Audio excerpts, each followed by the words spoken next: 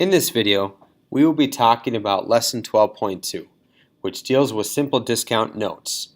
Now, up to this point, we have talked about simple interest, where we take the principal times the rate times time, and we're able to calculate the interest.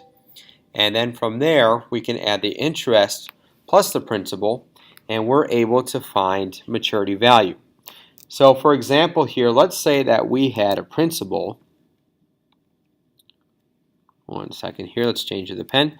Let's say we had a principal of $2,000.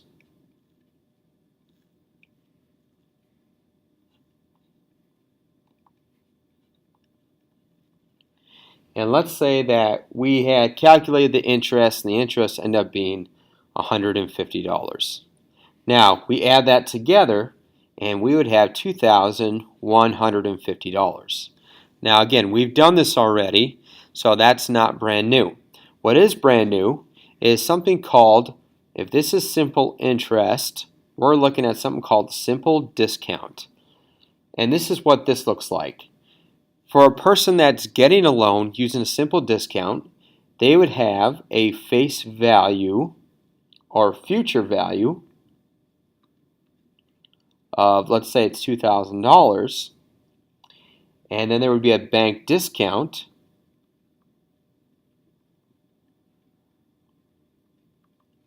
of $150. So the person making the loan would not actually get $2,000. They would end up getting $1,850. So what takes place with this is that in simple interest, you have the principal is receiving the full amount. Simple discount is you are receiving the amount minus the bank discount. So when we're going through here, make sure that you're not giving the person the answer the wrong amount. So let's look at some terms here real quick. So we have something called the simple discount, which is the interest deducted in advance from the face value written on the note. We have a bank discount, and then we have proceeds. So if we're to look at our example here, this amount of $150 would be our bank discount, and the $1,850 would end up being our proceeds. So let's look at the simple formula that we'll be using to calculate these proceeds. So let's look at a bank discount real quick.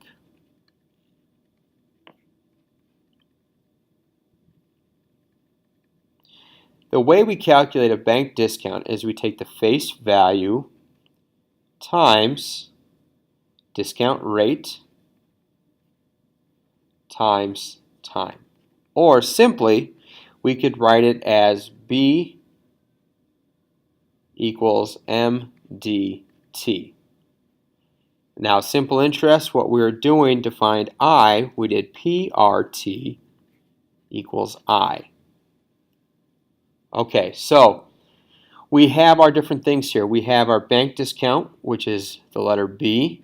We have our face value or maturity value, which is M. We have discount rate, which is D. And then we have time, which is T. Now, sometimes where students get mixed up is when we interchange the words face value, future value, maturity value. Just make sure when you're doing these problems, you know exactly, is this a simple discount problem or is this a simple interest? And that's the best way to know which name to use. So let's use example 1 here. So in example 1, we have an amount of $12,000. We have a time of 10 months. And we have an interest rate of 9%. So this would be our M, this would be our time, and then this would end up being our rate. So discount rate is D. So all we do to calculate this is use our formula here. So we have 12,000.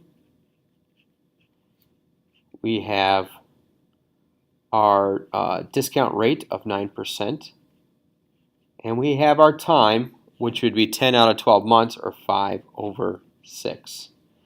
Now we calculate this, and we'd find out that our bank discount would be $900. So what we're looking to find is the proceeds for this one. So all we do for that one is to find the proceeds. We're taking the maturity value minus the bank discount, and so we would end up having 12,000 minus 900, and we would end up getting $11,100. So the person that is taking out this discount or taking out this loan, they would not get the $12,000. They would actually end up getting the $11,100, and then over the period of 10 months, they would be paying $900 in interest. So the issuer, the bank that's giving out the loan, would have $12,000 at the very end.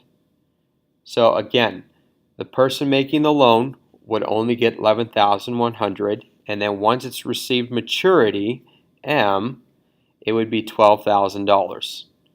So when we're looking for proceeds, we're using this formula here, calculating what we have, and then we need to subtract the maturity value minus the bank discount to find our proceeds.